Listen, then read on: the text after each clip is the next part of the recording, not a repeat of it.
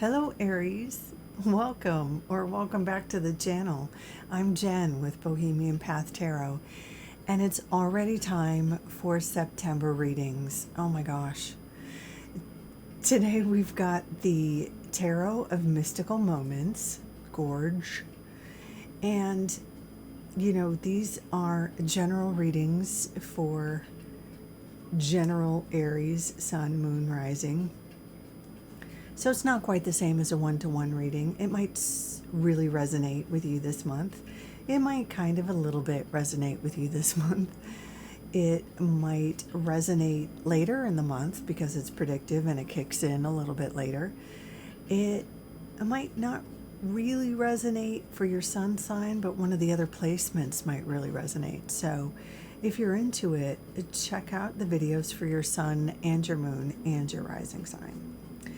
I am going to go ahead and give this gorgeous deck a really good shuffle for you, but I am going to edit out that shuffling part because it's long and it's solemn. I do not like to chit-chat over it, and I know you want to get right into the good stuff anyway.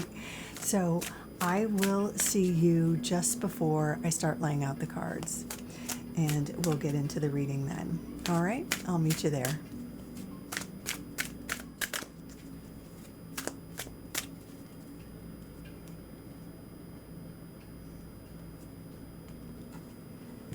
Okay, Aries, let's see what we've got. The Emperor, the Lovers,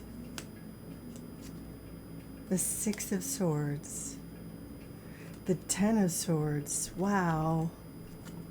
Okay. Gosh. Oh, so this is pretty heavy.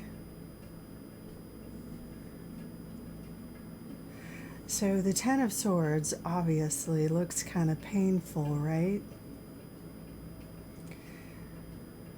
I mean, anyone who's ever had an updo with all these kinds of pins knows they're headache-inducing at the very least. The traditional image on the Ten of Swords is that one with the central character kind of on the ground and all the swords around them, piercing them. But there's a sun rising kind of on the horizon. Let's see if we can get this one in focus. I'd rather have the crystals in focus because this image is not fun. Come on. Come on. Come on. Come on. She's a pretty redhead though, so let's do it this way.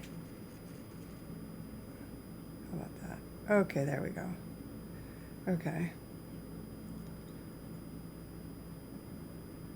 So, as I said, the traditional like Rider-Waite-Smith version has the central character on the ground with the swords and the sun in the horizon. And in this version, we have the sun as well. And the sun is promising a new day, even though you've gone through some pain. It marks the end of a cycle. Tens always mean the end of a cycle and the promise of a new beginning. And the sun, again, a new day is dawning, a new cycle is dawning. So whatever chaos, unpleasantness, headache, confusion, misunderstanding, whatever this, headache was that you have just gone through, it's over. Maybe it was Mercury retrograde that caused a lot of miscommunication, a lot of misdirection. It's done. It's over. It's in the past. And you get to look forward to a new cycle, a fresh new cycle. And the cards that we have moving forward are really lovely, really wonderful. So you can say, good riddance, I made it through this awful cycle. I have survived and I get to start fresh. The Emperor is absolutely a card of beginning, building anew, building on a strong foundation, and building your vision. The Emperor is a character who absolutely has confidence and a belief in themselves to move forward with their vision, with their plans. The Emperor doesn't always have to get their hands dirty. The Emperor can take their plans and can hire somebody or delegate as needed. You can see even in this card, there are literally the little people. Oh no, here we go again. Let's try this. Sorry about that. There's literally the little people doing sort of the work behind the scenes, building the structure. But and the Emperor is kind of running the show. So that's just a little reminder, Aries. You can be the boss. You don't have to do all of the work yourself. You can delegate. You can hire help. Depending on whatever project you're the boss of, get the kids involved if that applies in your situation. But whatever you are building or whatever you're putting back in place, or if you're rebuilding, whatever vision you have that you get to work on in September, don't be afraid to ask for help or get other folks involved. The next card is the Lovers. So obviously, people always assume that the Lovers card is about romantic relationships, and that's one way it can show up, sure. But what the Lovers card is really about is contracts, our interpersonal contracts, and making sure that we know what we're getting into when we involve ourselves with somebody else. This can definitely be about romantic contracts, like we agree that, if we do X, Y, and Z for or with someone, we are getting this from that person. It sounds transactional, and relationships kind of are, with the exception of perhaps parent-child relationships, when children are small.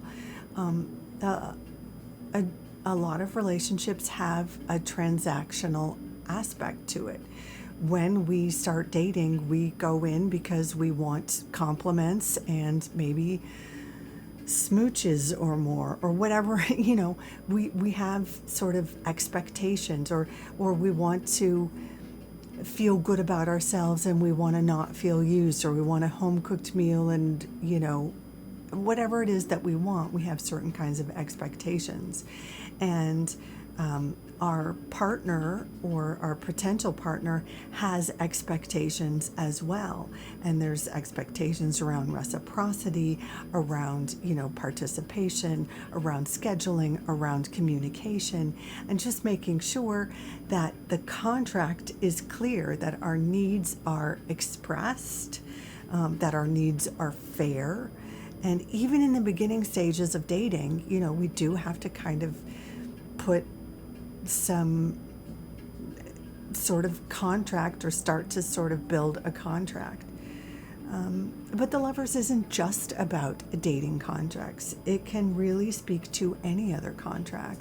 So for example, if we're going to open a yoga studio with our sister, it behooves both of us to build a contract about who's doing what. If we both teach yoga, somebody's still got to do the books, and somebody's still got to wipe down the mats at the end of the day. Or, so having clear expectations when we go into any sort of, contract or business or whatever it is. So the fact that the Lovers is showing up here is indicating, in some fashion, could be romantic, could be business, could be familial, platonic, having expectations of our friends is a thing. Interpersonal contract with our friends is a thing. That's going to come up, or is something to be aware of, or something to work on this month in September, and a part of what is new, a part of what is coming out of, whatever didn't work in this last phase, or whatever this miscommunication was, or this unpleasantness. You have learned the dawn of this new day, this new cycle includes building a strong foundation that includes clear contracts with my lovers and my siblings and my friends, etc. Finally, with all of these considerations, we see the Six of Swords, which is all about calmer waters, sailing on to more pleasant times. This is all about having clarity and the sort of stability that your life takes on when you move away from clarity, when you move away from chaos and miscommunication and a misunderstanding, and into clarity and decisiveness and clear communication. The Six of Swords is a card that, here we go again. Let's see, we've learned to do it this way. There we go. In this depiction, we have the central character. She is sailing over the water.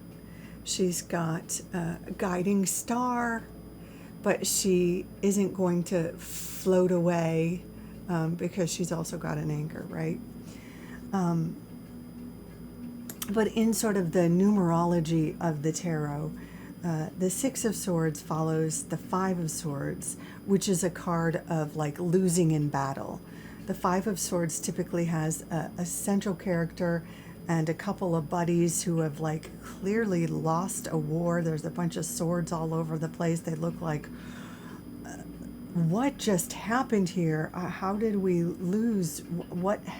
I don't know. They all look like worse for wear, like they've been through a lot. And fives typically are about growing pains or chaos or misinformation, and that's what the Five of Swords is associated with, right? But the Six of Swords comes out of that with the clarity, with the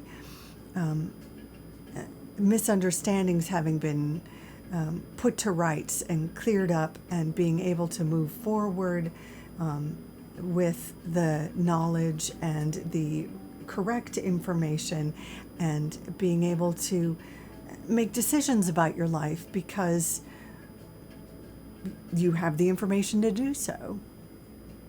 So after a time of maybe feeling stuck or trapped or at a standstill, we see you building back better. We see you making things perfectly clear, even maybe putting things in writing, but certainly defining relationships and being able to move forward with your life with calm, cool clarity. Aries, I hope you are inspired. I think that looks fantastic, and I think that looks like a wonderful way to move into the fall, or at least it's fall where I am in North America. Wherever you're at, I hope you're inspired. Please take good care of yourself. Thank you so much for dropping by. Until next time, take good care.